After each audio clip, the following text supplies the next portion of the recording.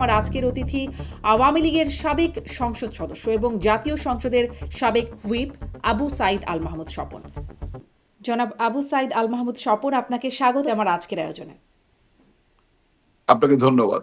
আপনাকে অনেক ধন্যবাদ, আপনি সময় দিচ্ছেন, যুক্ত হয়েছেন।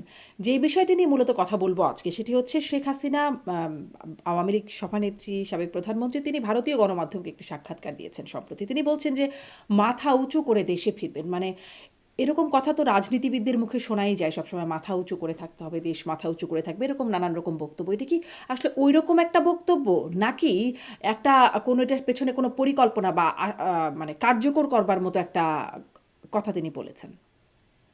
দেখুন, বঙ্গবন্ধু কন্যা কখনোই মাথা নত করেননি। তিনি পৃথিবীতে কারো কাছেই মাথা নত করেন না, এটা সবাই জানেন, এটা বাংলাদেশের সকল মানুষ জানে, পৃথিবীব্যাপী সকল মানুষ জানে। তিনি কেবলমাত্র সৃষ্টিকর্তা ছাড়া আর কারো কাছে মাথা নত করেন না। তিনি যদি মাথা নত করতেন, বাংলাদেশের স্বার্থ বিক্রি করতেন, বাংলাদেশের স্বার্থের সঙ্গে আপোষ করতেন, তাহলে তিনি আরো দীর্ঘকাল ধরে রাষ্ট্র ক্ষমতা কন্টিনিউ করতে পারতেন। এবং শুধু তার ব্যাপারে নয়, তার যে পিতা, জাতির পিতা বঙ্গবন্ধু শেখ মুজিবুর রহমান, তিনিও কখনো মাথা নত করে, মাথা নিচু করে রাজনীতি করেননি। সবসময় উন্নত শির নিয়ে বাংলার মানুষের ভালোবাসার সঙ্গে কখনোই তিনি বিশ্বাসঘাতকতা করেননি। তিনিও পাকিস্তানের অবিভক্ত পাকিস্তানে, তৎকালীন পাকিস্তানের প্রধানমন্ত্রী হতে পারতেন। পাকিস্তানের 22 পরিবারের সঙ্গে তার পরিবারকে যুক্ত করে 23 নম্বর পরিবার হিসাবে তিনিও আবির্ভূত হতে পারতেন। কিন্তু বাংলার মানুষের ভালোবাসার সঙ্গে তিনি কখনো বিশ্বাসঘাতকতা করেননি, বাঙালির স্বার্থের সঙ্গে কখনো আপোষ করেননি। এই কারণে তিনি পাকিস্তানের প্রধানমন্ত্রীত্বের পদকে লোভনীয় পদের দিকে না তাকিয়ে তিনি বরং ফাঁসির মঞ্চে দাঁড়ানোর মতো সাহসিকতা দেখিয়েছেন।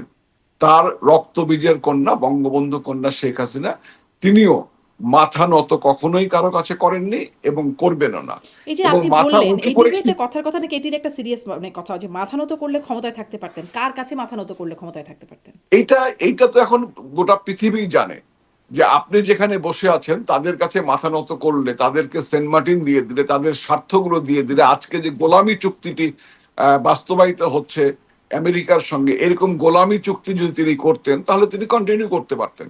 এটি তো আজকে শুধু আমার কথা নয়, বাংলাদেশের প্রত্যেকটি নাগরিকও জানে, বিশ্বব্যাপী যারা রাজনীতি সচেতন মানুষ তারাও জানেন বঙ্গবন্ধু কন্যা ডিপ স্টেটের কাছে, আমেরিকার কাছে মাথা নত করলে, পশ্চিমাদের কাছে মাথা নত করলে, তিনি বাংলাদেশের স্বার্থ বিলীন করলে তার জন্য এই ধরনের পরিণতি অপেক্ষা জি, করতো না। এই কথাটা আমরা মানে শেখ হাসিনার মুখেও শুনেছি, একদম সংসদেও তিনি বলেছেন যে আপনি যে বিষয়গুলো বলছিলেন। কিন্তু পরবর্তীতে আরেকটি গণমাধ্যমে, সম্ভবত সাউথ চায়না মর্নিং পোস্ট, এরকম এরকম একটা নামে একটা গণমাধ্যমে তিনি সাক্ষাৎকারে তিনি বলেছেন যে সরকার পতনে বা আওয়ামী লীগ পতনে বা সেই অভ্যুত্থানে যুক্তরাষ্ট্রের হাত আছে এমন কোনো প্রমাণ নেই, এরকম একটা কথা। আমি একদম কোট করতে পারছি না, তবে এরকম কথা তিনি বলেছেন।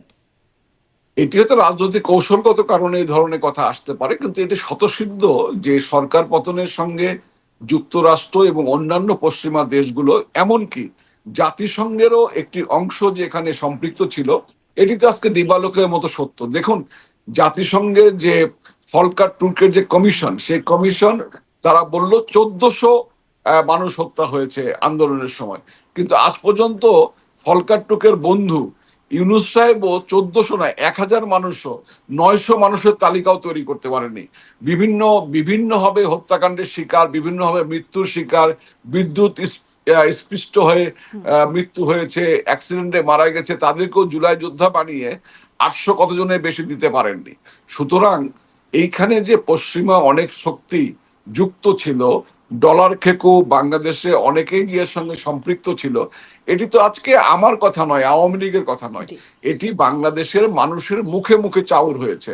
এবং এই চাউর হওয়া বিষয়টি শুধু বাংলাদেশের মানুষের মধ্যে নয়, মানে গোটা বিশ্বব্যাপী বিষয়টি আলোচিত হয়েছে। জি, তো জি। সেখানে সেই এটিকে ডিপ স্টেট, সেই এটিকে ডিপ স্টেটের কথা হালকা করে দেখবার তো কোনো সুযোগ নেই। নিশ্চয়ই, নিশ্চয়ই। সেই ডিপ স্টেটের কথা আগে পরে বহুবার আলোচনা হয়েছে, আ কিন্তু আপনারা সেটা আমলে নেন নাই কেন? সেটি একটা বড় প্রশ্ন। কিন্তু সেই প্রশ্নটা এখন যাব না। সেগুলো নিয়ে অনেক কথা হয়েছে। কথা হচ্ছে যে এই যে যেটি জিজ্ঞাসা করছিলেন, তিনি মাথা উঁচু করে দেশে ফিরবেন। আম মানে এই পরিকল্পনাটা কি? কবে ফিরবেন? কিভাবে ফিরবেন? তিনি যথাশীঘ্র সম্ভবই ফিরবেন এবং এবছরের মধ্যেই ফিরবেন। এটি তিনি সিদ্ধান্ত গ্রহণ করেছেন। কেন সিদ্ধান্ত গ্রহণ করেছে আজকে আপনি খেয়াল করে দেখবেন, সামাজিক যোগাযোগ মাধ্যমে একটি ভিডিও বেশ ভাইরাল হয়েছে। পল্লবীর শিশু রামিসার পিতা আহাজারি করে বলছে, আমি বিচার চাই না। বিচার কার কাছে চাইবো? আপনারা তো বিচার করবেন না, বিচার করতে পারবেন না, বিচার করার কোনো ইচ্ছা আপনাদের নেই। আপনারা স্ট্যাম্প নিয়ে আসুন, আমি স্ট্যাম্পের উপর লিখে দিব যে আপনারা বিচার করতে পারবেন না। তাহলে এই যে রামিসার পিতা এই যে আহাজারিটা করছেন, একজন সদ্য যার কন্যা আহ, হত্যাকাণ্ডের শিকার হয়েছে, ধর্ষণের শিকার হয়েছে, এরকম একজন শোকাহত পিতা তার ভিতর থেকে যে আহাজারিটা করছেন, সেই আহাজারিটা আজকে শুধু রামেশার পিতার নয়, বাংলাদেশের অধিকাংশ মানুষই আজকে এই আহাজারির মধ্যেই আছে। প্রত্যেকটি মানুষের আহাজারিতে আজকে বাতাস ভারী হয়েছে। বাংলাদেশের মানুষ মনে প্রাণে প্রত্যাশা করছে যে বাঙালির শৌর্য বীর্যের প্রতীক এবং বাঙালির শান্তির প্রতীক বঙ্গবন্ধু কন্যা স্বদেশ প্রত্যাবর্তন করুন, এবং তিনি এসে বাঙালি জাতি যা হারিয়েছে, 5ই জানুয়ারি যা হারিয়েছে, যে ক্ষতিটি হয়েছে, দেশের যে সর্বনাশ হয়ে গেছে, দেশের সার্বভৌমত্ব আজকে আমেরিকা সহ পৃথিবীর বিভিন্ন দেশের কাছে পদদলিত হচ্ছে, সেই হারানো সার্বভৌমত্বকে ফিরিয়ে আনুন, স্বাধীনতার চেতনাকে ফিরিয়ে আনুন, বাঙালিকে শান্তিতে আপনি নিজ আপনি ভূমিতে যেই বসবাস করার। বিচারের অভাবের কথা বলছিলেন, এরকম রামিসারা আওয়ামী লীগ আমলেও বিচারের জন্য কেঁদেছে। ধরেন আওয়ামী লীগ তখনও আমলে বিচার হয় নাই, অনেক অনেক ভুরি ভুরি মামলার কথা বলা যাবে, আওয়ামী লীগ তনু আওয়ামী হত্যাকাণ্ড লীগ আমলে এরকমই একটা ঘটনা ছিল, আমি বলবো না বা যে আওয়ামী লীগ সাগররী আমলে হত্যাকাণ্ড। দু চারটি ঘটনা ঘটেনি। এ ধরনের আত্মতুষ্টিমূলক কথা আমি কখনোই বলবো না। আওয়ামী লীগ আমলে হয়েছে, কিন্তু এইভাবে গণহারে ব্যাপক হারে এত ধর্ষণের শিকার স্বাধীনতার পরে আর কখনোই হয়নি। শুধু আওয়ামী লীগ আমল না, আগের বিএনপির আমলেও হয়নি, এরশাদ সাহেবের জামানাতেও হয়নি, কখনোই হয়নি। 5ই আগস্ট পরবর্তীতে বাংলাদেশের যে ধর্ষণের মহা উৎসব, নারীর যে নিরাপত্তাহীনতা, এত নিরাপত্তাহীন বাংলাদেশের স্বাধীনতার পরে কখনোই বাংলাদেশের নারীরা ছিল না। আমি একজন কন্যা সন্তানের পিতা, আমরা অনুভব আপনার কাছে করতে কি পারি। এরকম কোনো পরিসংখ্যান আছে যে 5ই আগস্টের পরে মানে আওয়ামী লীগ আমলের চেয়ে এখন ধর্ষণ বেড়েছে, বা তার না, আগের আমলে এই ধর্ষণ? অবশ্যই এই এরকম আইন মুহূর্তে সালিশ কেন্দ্র এরকম পরিসংখ্যান দেয় বিভিন্ন সময়। মানে এরকম বহু পরিসংখ্যান তো পত্রিকা এসেছে, হুম। বিভিন্ন মিডিয়া এসেছে, এবং আপনারা সবাই, বাংলাদেশের মানুষ এই পরিসংখ্যান জানে। আজকেও তো যাত্রাবাড়িতে আঙ্গুর খাওয়ানোর লোভ দেখে একটা শিশুকে ধর্ষণ করা হয়েছে। হুম। এই পরিসংখ্যান হয়তো এই মুহূর্তে আপনার কাছে যেহেতু প্রস্তুতি নেই, হুম। হুম। সেই কারণে একজ্যাক্ট ফিগারটা তো বলা সম্ভব না, কিন্তু এই ঘটনাগুলো বাংলাদেশে এখন নিয়মিত ঘটনা ঘটছে। বাংলাদেশে মানুষের জানমালের ন্যূনতম নিরাপত্তা নেই। প্রত্যেকটি কন্যা শিশুর পিতা মাতা তারা উদ্বিগ্ন যে তার কন্যা শিশুটি নিরাপদ থাকবেন কিনা। শুধু কন্যা শিশু নয়, আজকে আপনি দেখেন আপনার দাউদকান্দিতে একটা ঘটনা ঘটেছে, সেখানে আওয়ামী লীগের একজন নেতাকে তার বাড়িতে হামলা করেছে। আওয়ামী লীগের সে নেতাকে না পেয়ে তার কন্যাকে বিবস্ত করে তাকে তার শ্লীলতাহানির চেষ্টা করা হচ্ছে। এটাও আপনার সোশ্যাল মিডিয়ায় এসেছে। আজ বাংলাদেশে যা ঘটছে, নারীরা আজকে যে পরিবার নিরাপত্তাহীন, যেভাবে হত্যাকাণ্ড হচ্ছে, যেভাবে ধর্ষণ হচ্ছে, এটি অতীতের সকল রেকর্ড ভঙ্গ করেছে। এবং বাংলাদেশের প্রত্যেকটি শান্তিকামী মানুষ জি। প্রত্যাশা করছেন বঙ্গবন্ধু কন্যা জনাব দেশে ফিরে আসবেন। জনাব এবং স্বপন, এর মানে বাইরেও পরিসংখ্যান দিয়ে যেহেতু বলছি না, অতীতের রেকর্ড যেহেতু আমাদের কারো কাছে নেই, অতএব এটা নিয়ে এখন মানে স্ট্যাবলিশ আমরা করতে না পেরে, বরং এটা যে মানে আপনার কাছে প্রশ্নটা সেটি করি যে শেখ হাসিনা ফিরবেন, মাথা উঁচু করে ফিরবেন, খুবই দারুণ কথা, কিন্তু কিভাবে ফিরবেন সেই মানে সেই পরিকল্পনাটা জানতে চাই। কিভাবে তিনি ফিরবেন বা কবে? আপনি দেখুন, বলছেন এই বছরের মধ্যেই ফিরবেন, সেটি আগেও অবশ্য দেখেছি, জাহাঙ্গীর হ্যাঁ, কবির নানক আমরা আশা করছি যে ডিসেম্বরের মধ্যেই কোনো একটি শুভক্ষণে বঙ্গবন্ধু কন্যা স্বদেশ প্রত্যাবর্তন করবেন, এবং এই স্বদেশ প্রত্যাবর্তনটি ঐতিহাসিক হবে।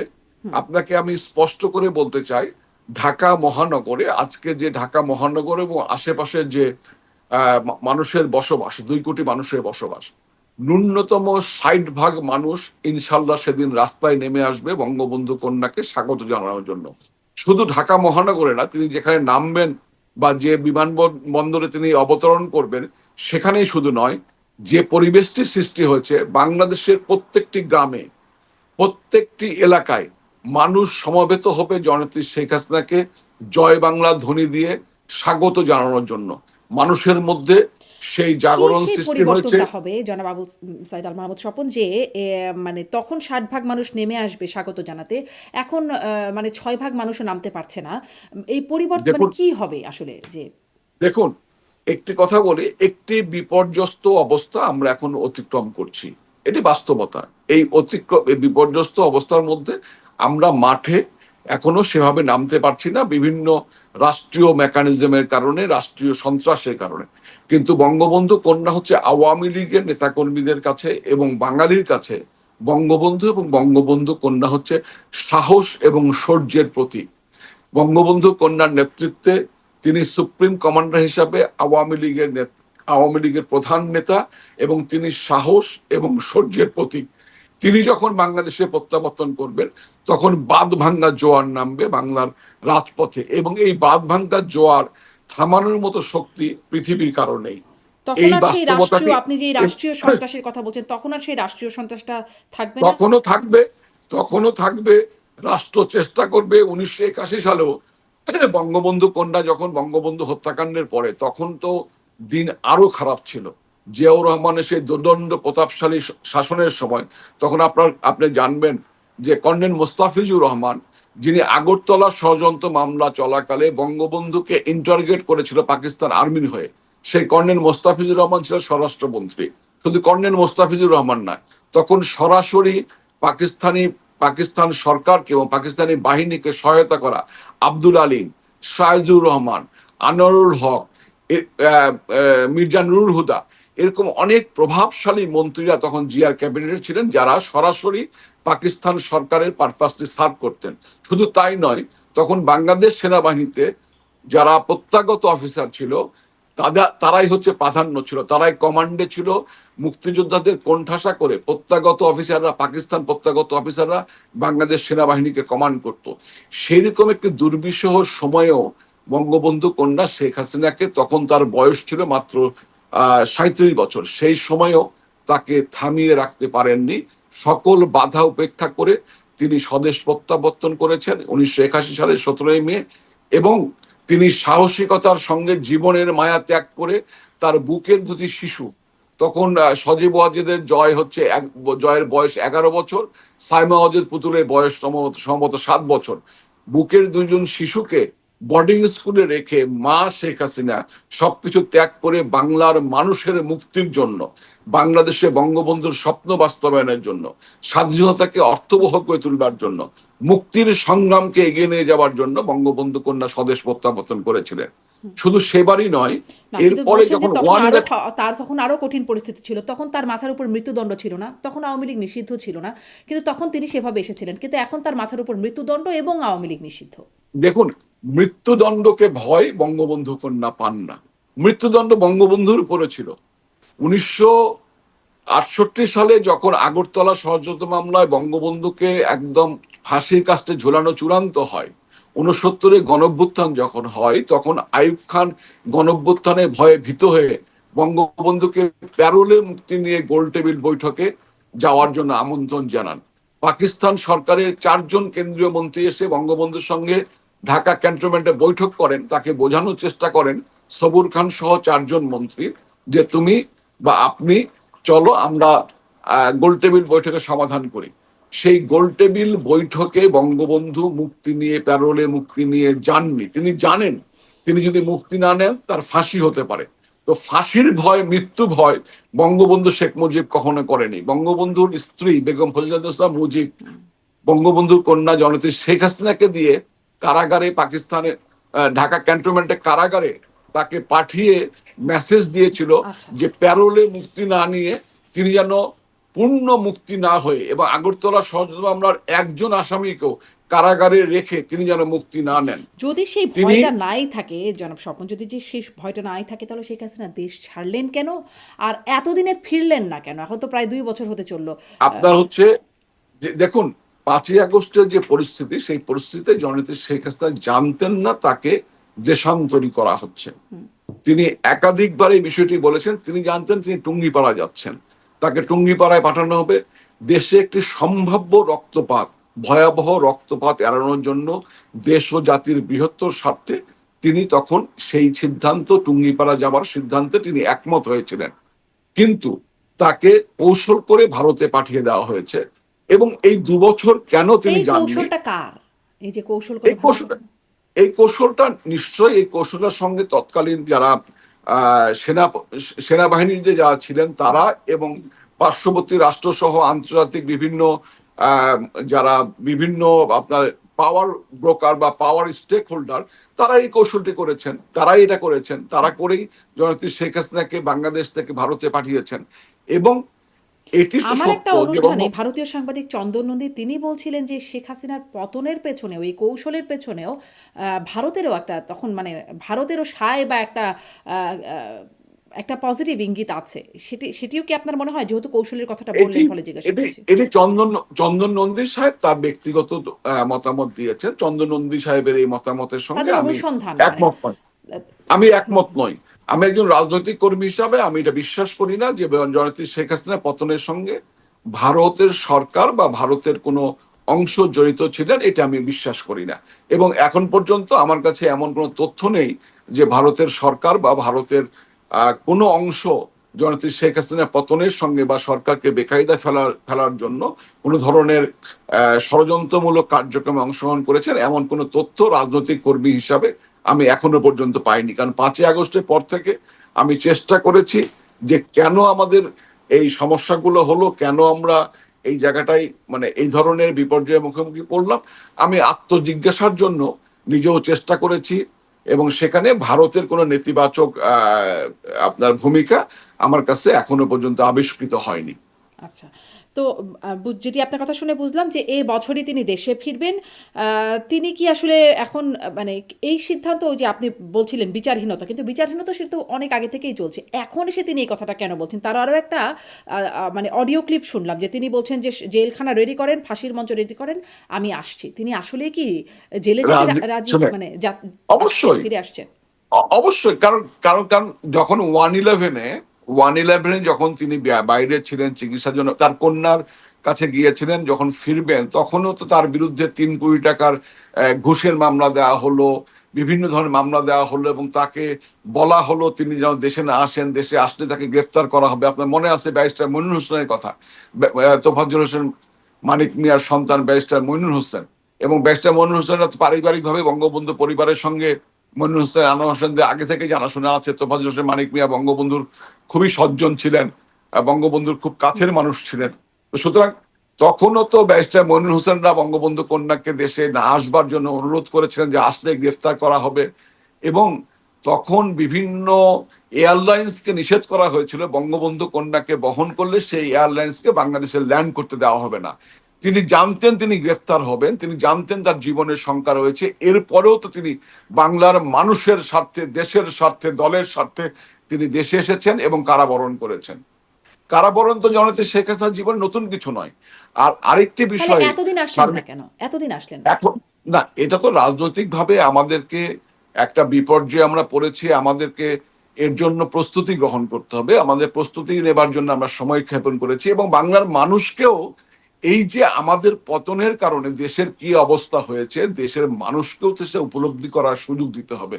দেশ তো একটা জালেমের হাতে মুক্তি পেয়েছে, একটা জালেম, একটা শয়তান, একটা সুদখোর, একটা শিশু হত্যাকারী ইউনূসের হাত থেকে মুক্তি পেয়েছে। মানুষের প্রত্যাশা ছিল হয়তো বিএনপি রাজনৈতিক দল ক্ষমতায় আসলে পরিবর্তিত পরিস্থিতিতে বিএনপি ভালো কিছু করবে, কিন্তু মর্নিং শোজ দ্য ডেজ বলে একটা ইংলিশে কথা আছে।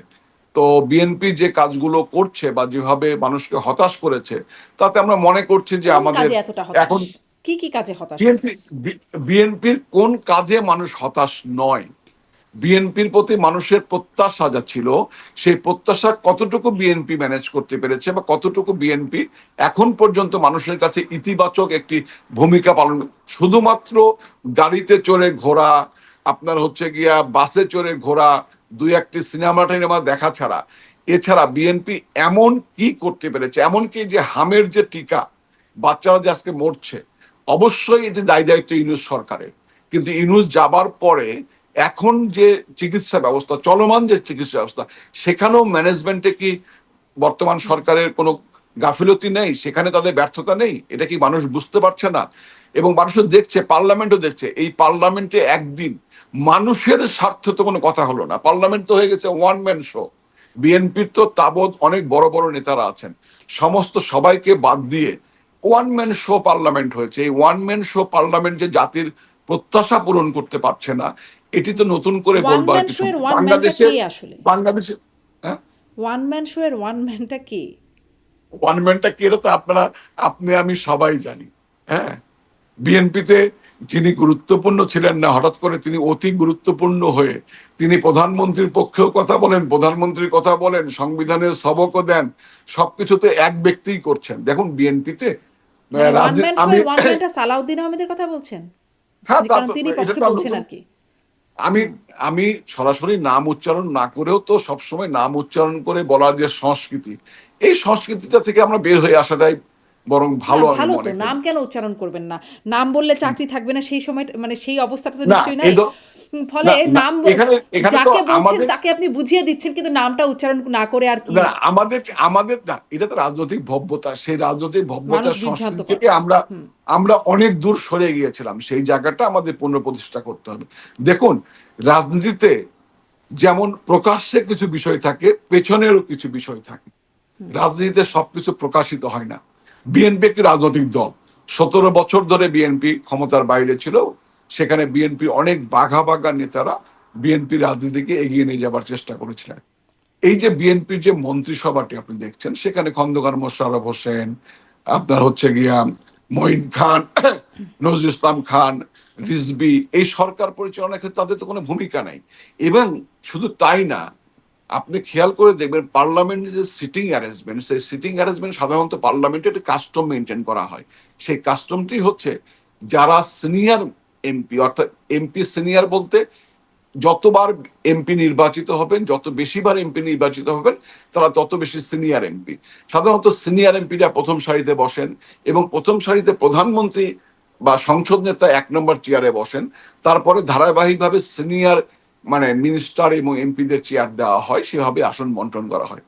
দেখুন, মোশাররফ সাহেবদের মতো মানুষ, মঈন খানদের মতো মানুষ, তাদের আসনটা কোথায়, তাদের গুরুত্বটা কোথায়? তো এই যে রাজনীতির পেছনে বিএনপিও তো একটা বড় অংশ মনে করছে, যারা পোর খাওয়া হ্যাঁ, আওয়ামী রাজনীতি লীগের সময় করেছে। তোফায়েল আহমেদ আমি মানে কথাটা একটু প্রথম আমি সারিতে কথা বসতেন। না, আওয়ামী লীগের সময় আমু ভাই, তোফায়েল ভাই তারা মন্ত্রী ছিলেন না, কিন্তু তারা কিন্তু প্রথম সারি, শেখ সেলিম মন্ত্রী ছিলেন না, তারা কিন্তু প্রথম সারি প্রধানমন্ত্রী পরপরই তারা বসতেন। প্রধানমন্ত্রী, তারপরে সাজদা আপা, অথবা সাজদা আপা মারা যাওয়ার পর মতি আপা, তারপরে ধারাবাহিকভাবে সিনিয়র নেতারা বসতেন। অনেক ক্যাবিনেট মন্ত্রীরা দ্বিতীয় সারিতে বসতেন, ক্যাবিনেট মন্ত্রীরা দূরে বসতেন। এটাই হচ্ছে মানে সংসদীয় গণতন্ত্রের সৌন্দর্য। তো সংসদীয় গণতন্ত্রের যে সৌন্দর্য, সেটুকু আজকে বিএনপি আপনার হচ্ছে দেখাতে পারছেন না। আপনি তো যে যে বললেন যে, কথাটাই বলছিলাম, হ্যাঁ আচ্ছা শেষ আপনাকে করুন। যে কথাটাই বলছিলাম, যে এখানে একটি বড় বিষয় পরিধানযোগ্য, যারা বিএনপির বাঘা বাঘা নেতা ছিলেন, বড় বড় নেতা ছিলেন, যারা রাজপথে ছিলেন, তারাও তো প্রত্যাশা করছেন যে বাংলাদেশে যদি একটি শক্ত প্রতিপক্ষ দাঁড়ায়, একটি শক্ত বিরোধী দল দাঁড়ায়, তাহলে হয়তো তারাও মূল্যায়িত হবেন। তারা হয়তো এই আপনার হচ্ছে প্রধানমন্ত্রী গাড়ির সামনে দৌড়ানো মন্ত্রী প্রতিমন্ত্রী যাদেরকে দেখতে হবে না। একটা মন্ত্রীর তো একটা মর্যাদা আছে। যিনি মন্ত্রী হবেন, রাষ্ট্রের মন্ত্রী হিসাবে যিনি শপথ গ্রহণ করবেন, তিনি তার আগে যাই থাকুন, যে বয়সী হন, তিনি প্রধানমন্ত্রীর বাসের সামনে দৌড়াবেন, এই ধরনের মন্ত্রিসভা দেখতে নিশ্চয়ই মঈন খানদের ভালো লাগে না, নিশ্চয়ই মোশাররফ সাহেবদের ভালো লাগে না, নজরুল ইসলাম খান বা রিজভী আহমেদদের ভালো লাগে না, আলাল সাহেবদের ভালো লাগে না। অনেকেই প্রত্যাশা করছেন হয়তোবা যে নতুন তো কিছু হোক, তাদের একটি সাথে কি শক্ত। আওয়ামী লীগের কোনো পেছনের, আপনি বলছেন রাজনীতিতে সব সামনে হয় না, পেছনেও হয়, তো এই বাঘা বাঘা সিনিয়র নেতারা যারা মূল্যায়িত হননি সঠিকভাবে বলে আপনি বলছেন, তাদের সাথে কি এখন পেছনে আওয়ামী লীগের কোনো যোগাযোগ চলছে? আওয়ামী লীগের, শোনেন, সব সব যোগাযোগ মৌখিক হতে হয় না, সব যোগাযোগ লিখিত হতে হয় না। রাজনীতির টেলিপ্যাথির যোগাযোগও অনেক আছে, রাজনীতি অনেক সমীকরণ আছে। সেই সমীকরণগুলো আপনাকে অনুধাবন করতে হবে। বাংলাদেশ এখন অপেক্ষা করছে জননেত্রী শেখ হাসিনার প্রত্যাবর্তনের জন্য, এবং বঙ্গবন্ধুর কন্যা মাথা উঁচু করে বীরের বেশে জননন্দিত ভাবেই বাংলাদেশে প্রত্যাবর্তন করবে। দরকার হলে তিনি কারাগারে যাবেন, দরকার হলে ফাঁসির মঞ্চে যাবেন। তিনি বলেছেন ফাঁসির মঞ্চ রেডি করুন, আমি আসছি। তিনি যাবেন, এবং তিনি যাবার পূর্বেই আওয়ামী লীগের অনেক নেতারাই স্বদেশ প্রত্যাবর্তন করবেন এবং সেই প্রস্তুতি চলছে। আমরা ধারাবাহিকভাবে স্বদেশ প্রত্যাবর্তন করব। বাংলাদেশে যে জুলুম চলছে, যে নির্যাতন চলছে, বাংলাদেশকে যেভাবে খাদের কিনারায় নিয়ে যাওয়া হয়েছে, বাংলাদেশের সার্বভৌমত্ব যেভাবে বিপন্ন করা হয়েছে, একটি কথা আমি আপনাকে বলি, বারবার বাঙালির উপর আঘাত এসেছে। বাঙালি কিছুদিনের জন্য সেই আঘাতপ্রাপ্ত হয়ে দমন হয়ে বা দমিত হয়ে থেকেছে, কিন্তু বেশি দিন বাঙালিকে দমন করে রাখতে কেউ পারেনি। এই যে আপনি ৭ই বলছেন, মার্চে ৭ই মার্চে বঙ্গবন্ধু শেখ মুজিব যে ভাষণ দিয়েছিলেন, আর দাবায় রাখবার পারবে না, ইনশাল্লাহ বাঙালিকে দীর্ঘদিন কেউই দাবিয়ে রাখতে পারবে না।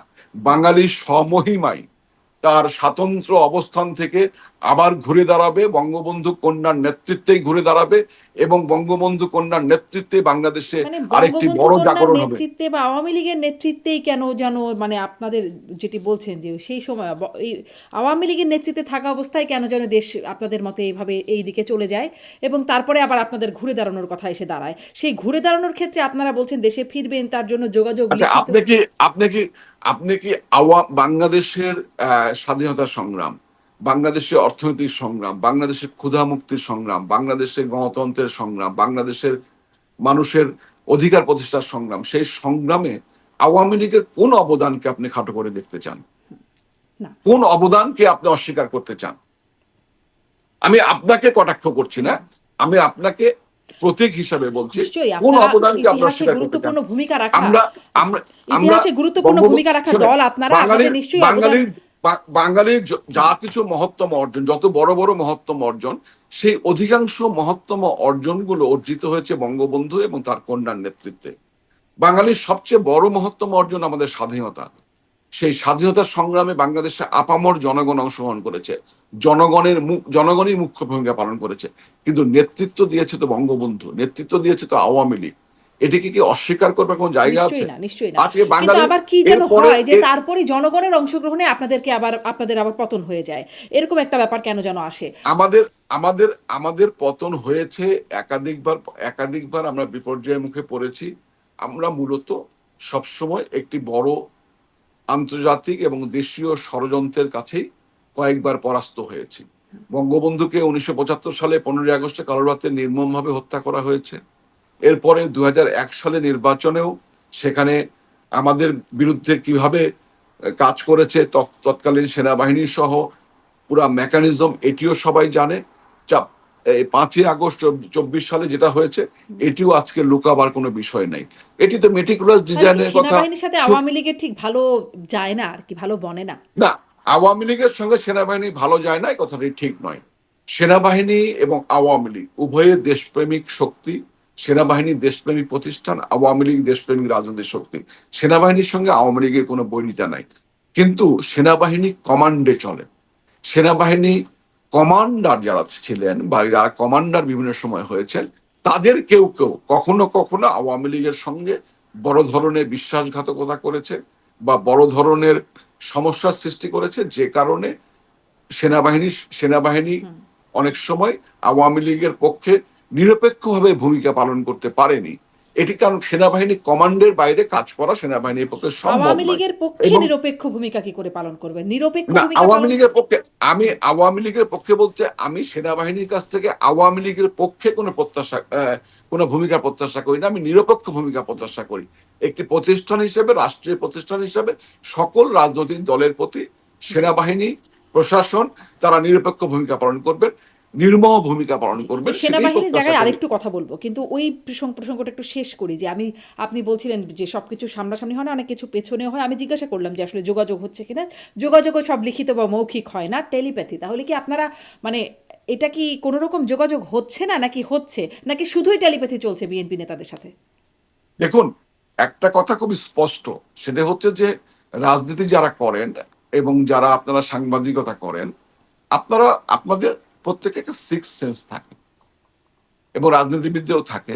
বাংলাদেশের রাজনৈতিক বর্তমান যে পরিবেশ, সরকারি দলের রাজনীতির ভেতরের যে পরিবেশ, এটি তো আমরা নিশ্চয়ই পর্যবেক্ষণ করছি এবং আমাদেরকেও বিএনপি পর্যবেক্ষণ করছে। এমন কোনো কথা নাই যে বিএনপি বা জামাত আমাদেরকে পর্যবেক্ষণ করছেন না, বা সাংবাদিকরা যারা আছেন, যারা অথবা যারা পাওয়ারের বিভিন্ন স্টেক হোল্ডার আছেন তারা যে পর্যবেক্ষণ করছেন না, বিষয়টা এরকম না। আমরাও বিএনপিকে পর্যবেক্ষণ করছি, বিএনপিও আমাদের পর্যবেক্ষণ করছে। আমাদের কাছে মনে হয়েছে যে বাংলাদেশের মানুষ প্রস্তুত জননেত্রী শেখ হাসিনাকে স্বাগত জানানোর জন্য, এবং জননেত্রী শেখ হাসিনা বাংলাদেশের মানুষের পালস বোঝেন, মানুষের মন বুঝতে পারেন, মন রিড করতে পারেন।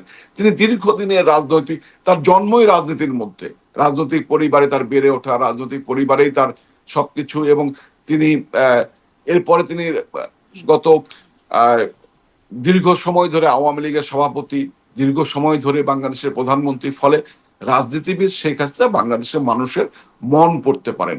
বাংলাদেশের মানুষের মন বলছে, বাংলাদেশের মানুষের আত্মা বলছে, বাংলাদেশের মানুষের চেতনা বলছে শেখ হাসিনা আপনি ফিরে আসুন। তারা অপেক্ষা করছে শেখ হাসিনাকে স্বাগত জানানোর জন্য। এবং সেই জায়গাটি আমরা আমরা মনে করি এই বছরটাই আমাদের জন্য মুখ্য সময় জননেত্রী শেখ হাসিনার প্রত্যাবর্তনের জন্য। তিনি সেভাবে প্রস্তুতি গ্রহণ করছেন। এই বছরটাই মুখ্য সময় মনে করছেন। আপনার সেই কৌশলের কথা বলছেন যে ভারতের কৌশল ছিল, মানে কোন কৌশলে তিনি যে গেলেন সেখানে, তিনি জানতেনও না তিনি যাচ্ছেন, সেখানে একটা কৌশলে গেছেন। এখানে এখন ভারত কি ভূমিকা পালন করবে? মানে তাকে আশ্রয় দেওয়া ভারতের একটা ভূমিকা, তাকে কৌশলে নিয়ে যাওয়া সেখানে একটা ভূমিকা। তিনি আসতে চাইলেই তাকে আসতে দেবেন, নাকি তাকে আসার জন্য কোনো চাপ দিচ্ছে?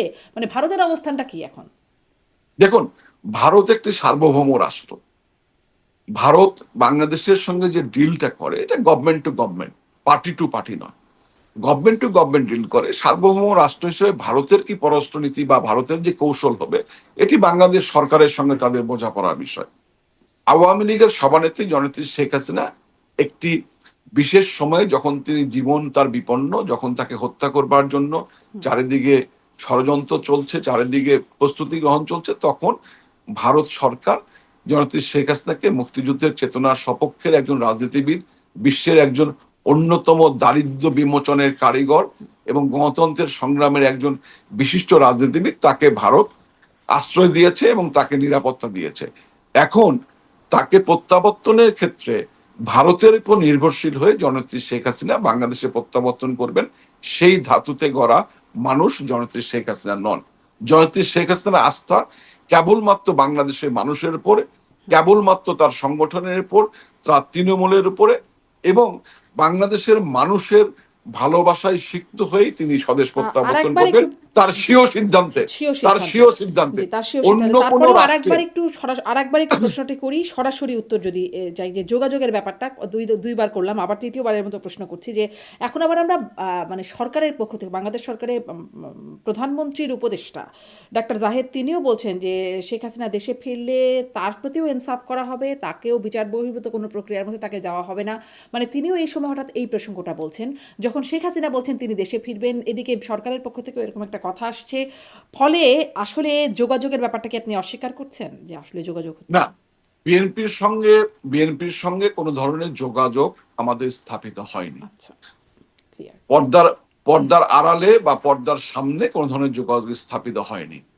জাহিদুর রহমান সাহেব যে মন্তব্যটি করেছেন এটি তার ব্যক্তিগত মন্তব্য বা তার সরকারের মন্তব্য। জাহিদুর রহমান সাহেবের মন্তব্য কেন করেছেন এটা আমি বলতে পারবো না, কারণ আমি তার পক্ষে রাজনৈতিক শক্তির মানুষ নয়। হয়তো মাননীয় জননেত্রী শেখ হাসিনা বক্তব্যের পরিপ্রেক্ষিতে কোনো সাংবাদিক তাকে প্রশ্ন করবার পরিপ্রেক্ষিতেও তিনি বলতে পারেন। আমি এটা আন্দাজ করে বলছি, আমি এটা মানে আন্দাজ থেকে বলছি, তিনি এটা বলতে পারেন। এবং এটি সরকারে যখন কোনো দায়িত্বশীল পদে কোনো ব্যক্তি থাকেন তখন তাকে তো এমন ধরনের কথাই বলতে হয় যে কথাটা জাহিদুর রহমান সাহেব বলেছেন, যে শেখ হাসিনা দেশে আসলে তারা বিচারের মুখোমুখি হতে হবে, আইন নির্মোহ ভূমিকা পালন করবে। এটি তো দায়িত্বশীল পদে থেকে এই কথাই বলবেন। কিন্তু এই বাস্তবতাটা কি জাহিদুর রহমান সাহেবদের মুখের কথা না মনের কথা, এটি অনুসন্ধান করবার দায়িত্ব আপনাদের। এটি অনুসন্ধান করবার আমাদের কাজ নয়। আমাদের কাজ হচ্ছে যে আমরা আমাদের রাজনীতিকে এগিয়ে নিয়ে যাব, আমরা বাংলাদেশের মানুষকে একটি সুন্দর জীবন, একটি সুস্থ জীবন দেবার জন্য আমাদের অতীতের যে কর্মকাণ্ড, সেখানে আমাদের যে ভুল ত্রুটি রয়েছে, সেই ভুল ত্রুটিগুলি সংশোধন করে ভবিষ্যতে জননেত্রী শেখ হাসিনার নেতৃত্বে একটি উন্নত, সমৃদ্ধ, জি। বেকারত্ব মুক্ত আপনাদের ভুল বাংলাদেশ ত্রুটি বা গড়বার জন্য আপনাদের যে বিরুদ্ধে অভিযোগের একটা কাজ। বড় জায়গা জুড়ে আছে হচ্ছে, মানে যদি একটা নাম আসে সেটি হচ্ছে এস আলম, তার ব্যাংক দখল, এবং সেখানে সম্প্রতি প্রথম আলোতে টানা প্রতিবেদন মানে ধারাবাহিক একটি প্রতিবেদন হলো যে কিভাবে এস আলম ব্যাংক দখল করেছেন। 7টি ইসলামিক ব্যাংক ডিজিএফআই এর প্রত্যক্ষ তত্ত্বাবধানে এটি করা হয়েছে, যে ডিজিএফআই দেখুন আসলে সরাসরি প্রধানমন্ত্রীর মানে দেখুন রিপোর্টিং বা দেখুন প্রধানমন্ত্রীর আমি অধীনস্থ। আমি যেটা বলতে চাই, এস আলম সাহেব বাংলাদেশ আওয়ামী লীগের 2 টাকার প্রাথমিক সদস্য নন।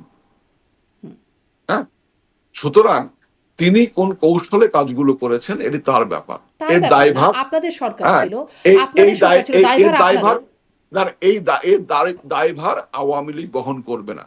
একটি মানে দ্রুত বিকশিত অর্থনীতির দেশে, যখন আমাদের দেশের অর্থনীতি দ্রুত বিকাশমান ছিল, যখন দ্রুত গতিতে এগিয়ে চলছ, তেমন ধানের মধ্যে পাতান থাকেই।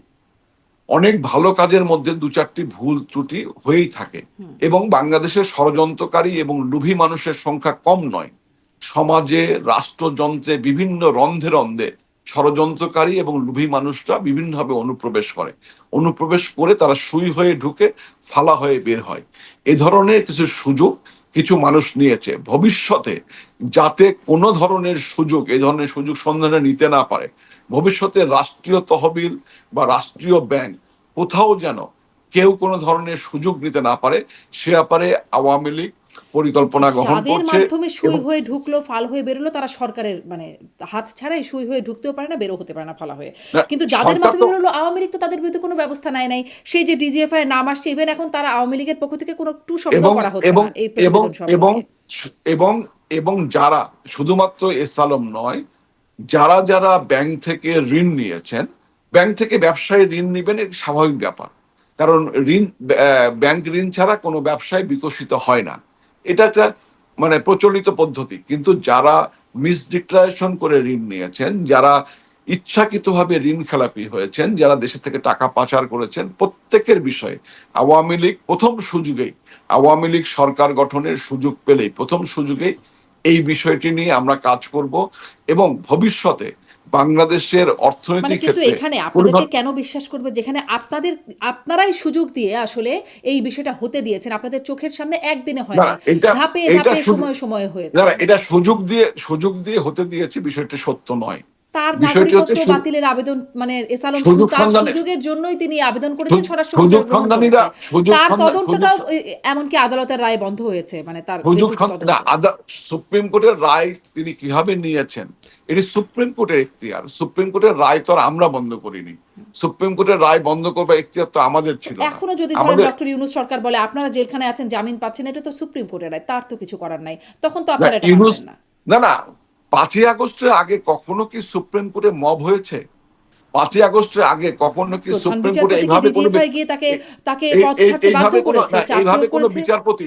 এইভাবে কোনো বিচারপতিদের পুরো আপিলের ডিভিশনকে একসঙ্গে পদত্যাগ না, করতে হয়েছে হয় নাই, পুরো বাংলাদেশ অ্যাপিলেট ইতিহাসে? ডিভিশনকে হয় নাই, কিন্তু প্রধান বিচারপতিকে 5ই জোর করে আগস্টে পদত্যাগ এস কে 5ই সিনহাকে আগস্টের করানো, আগে কি সেই কখনো নজির তো হয়েছে? আপনারাই সৃষ্টি করেছিলেন। না না, 5ই আগস্টের পূর্ববর্তী যে ঘটনা এবং 5ই আগস্টের পরবর্তী বিচার বিভাগের যে ঘটনা, সেটি তো একরকম নয়। একসঙ্গে এত বিচারকের, শুধুমাত্র সুপ্রিম কোর্ট নয়, শুধুমাত্র হাইকোর্ট নয়, নিম্নতম যে বিচার ব্যবস্থা, সেখানেও এত বিচারক তো একসঙ্গে চাকরিচ্যুত, এই ধরনের ঘটনা তো কখনো ঘটেনি। বিএনপির আমলেও বিচারপতি নিয়োগ হয়েছে, এরশাদ সাহেবের আমলেও বিচারপতি নিয়োগ হয়েছে, বিভিন্ন সময় বিচারপতি নিয়োগ হয়েছে, তারা ধারাবাহিকভাবে কন্টিনিউ করেছেন। হ্যাঁ, এক্ষেত্রে হয়তো এটা সত্য যে সেখানেও একদম শতভাগ স্বচ্ছতা নিশ্চিত করা গেছে, আমি এটা মনে করি না। কারণ কিছু ভুল ত্রুটি তো অবশ্যই আমাদেরও ছিল, এবং সেই ভুল ত্রুটি স্বীকার করার মধ্যে আমি মনে করি আমাদের কোনো কার্পণ্য করা উচিত নয়।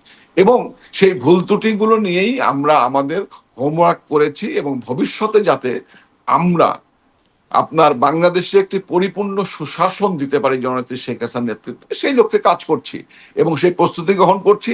এখন বিশ্বাস করা না বিশ্বাস করা, এটি পরিপূর্ণভাবে জনগণের উপর নির্ভর করবে।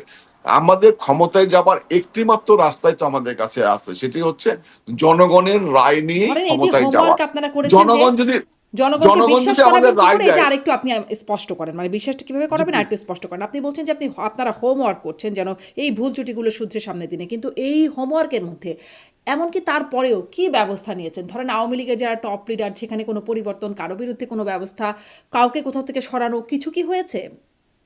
দেখুন, এই দুঃসময়ে যখন আমরা ছিন্ন বিচ্ছিন্ন, এই সময়ে কারো বিরুদ্ধে শাস্তিমূলক ব্যবস্থা নেওয়ার মধ্য দিয়ে কোনো কিছু করতে হবে, এই কৌশলটা আমরা গ্রহণ করিনি। আওয়ামী লীগের রাজনীতিতে এখন আমাদের বিভিন্নভাবে পার্টিকে সংগঠিত করাই মুখ্য কাজ। আমরা পার্টিকে সংগঠিত করছি, ভবিষ্যতে জননেত্রী শেখ হাসিনা কোথায় কাকে রাখবেন, কাকে বাদ দেবেন, কাকে রাখবেন, একটা পরিবর্তন তো আসবেই, এবং সেই পরিবর্তন আপনি দেখবেন। আল্লাহ বাঁচিয়ে রাখলে আপনিও দেখবেন, দেশবাসীও দেখবে। হয়তো আমিই থাকবো না, এমনও তো হতে পারে। হ্যাঁ, তো সুতরাং এই পরিবর্তনগুলো হবে, এবং যারা বিভিন্ন সময় স্খলনের দায়ে অভিযুক্ত হয়েছেন তারা ভবিষ্যতে পার্টিতে থাকবেন না। পার্টি একদম পরিপূর্ণভাবে গণতান্ত্রিক উপায়ে পরিচালিত হবে, এবং জননেত্রী শেখ হাসিনার প্রতি তৃণমূলের নেতাকর্মীদের পরিপূর্ণ আস্থা আছে। তার সুপ্রিম কমান্ডেই পার্টি পরিচালিত হবে।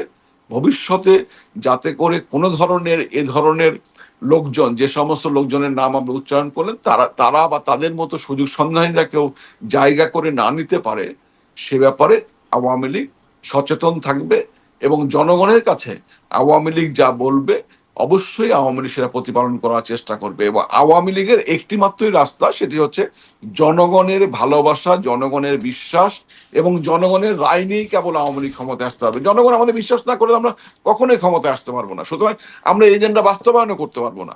তো সুতরাং আমাদের আস্থা কেবল জনগণের উপরে, এবং আমি বিশ্বাস করি আজকের যে বাস্তবতা, সেই বাস্তবতায় বাংলাদেশের গ্রামগুলোতে গেলে, বাংলাদেশের নিম্ন আয়ের মানুষগুলোর কাছে প্রশ্ন করলে হয়তো প্রকাশ্যে অনেকেই এখন মবের ভয়ে অনেক কথা বলবেন না, কিন্তু ভালো করে জিজ্ঞেস করে দেখুন মানুষ কি বলছে।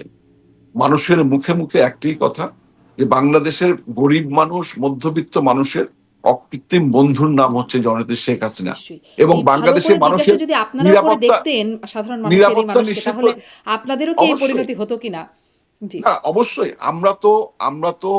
আমরা নিঃসন্দেহে মিসগাইডেড হয়েছি বলেই তো আমাদের 5ই আগস্টে এই ঘটনাটা ঘটেছে। কারা আমরা করেছে? মিসগাইডেড না। কারা করেছে মিসগাইডেড? এই মিসগাইডটা পরিপূর্ণ দেখুন, একটি আমাদের সবচেয়ে বড় ব্যর্থতা হচ্ছে আওয়ামী লীগের। সেটি হচ্ছে যে আমরা দীর্ঘকাল ক্ষমতায় থাকবার ফলে আমরা রাজনীতিবিদরা রাষ্ট্র পরিচালনার বা রাষ্ট্রযন্ত্রের নিয়ন্ত্রক শক্তি হিসেবে রাজনীতিবিদদের অবস্থান দিন দিন ক্ষয়িষ্ণু হয়ে গিয়েছিল। বাংলাদেশে অনেক আগেই, করোনা কালেই বাংলাদেশে একটি নীরবে সিভিল ব্যুরোক্র্যাটিক কু হয়েছে, এবং এই সিভিল এবং মিলিটারি ব্যুরোক্র্যাটরাই একটি পরিকল্পিত উপায়ে গণভবন সহ প্রধানমন্ত্রীর চারপাশে এমনভাবে বলয় সৃষ্টি করে রেখেছিল, এবং তাদের পাপেট কিছু, তাদের সঙ্গে তাল মিলানো কিছু নাবালক মন্ত্রী টন্ত্রী যারা ছিল, যারা রাজনৈতিকভাবে পরিপক্ক ছিল না, রাজনৈতিকভাবে যারা আহ ছাত্র রাজনীতি বা রাজনৈতিকভাবে ক্যারিয়ার হিসেবে গড়ে ওঠেনি, বিভিন্ন শ্রেণী পেশা থেকে এসে মন্ত্রী হয়েছেন, অথবা পিতা টিতার বাবার সন্তান হিসাবে মন্ত্রী হয়েছেন, এরা অনেকেই এই সময়টাই, শেষ সময়টাই বিশেষ করে এরাই মূলত মিসগাইড। আপনার হচ্ছে মূল নিয়ন্ত্রক শক্তি ছিল, এবং এদের দ্বারা, এবং মূলত এদা আমলাতন্ত্র এবং ইন্টেলিজেন্স গুলো থেকেই মিসগাইডেডটা হয়েছে। এই কারণেই এই পতনটা হয়েছে। জি। খুব স্পেসিফিকলি আমরা এগুলো নিয়ে গবেষণা করছি, এবং খুব ভবিষ্যতে যেন স্পেসিফিক্যালি গবেষণা করে কি সেই নাবালক মন্ত্রীদের কারো নাম বলতে পারেন বা বলবেন? দেখুন, আহ সবকিছু এখনই পাবলিক করার সময় হয়নি।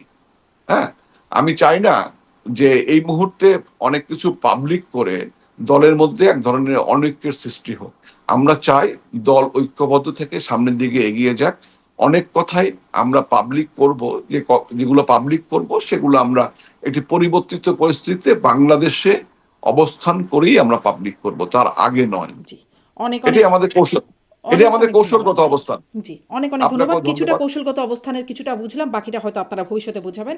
অনেক ধন্যবাদ যুক্ত হয়ে সময় দেবার জন্য।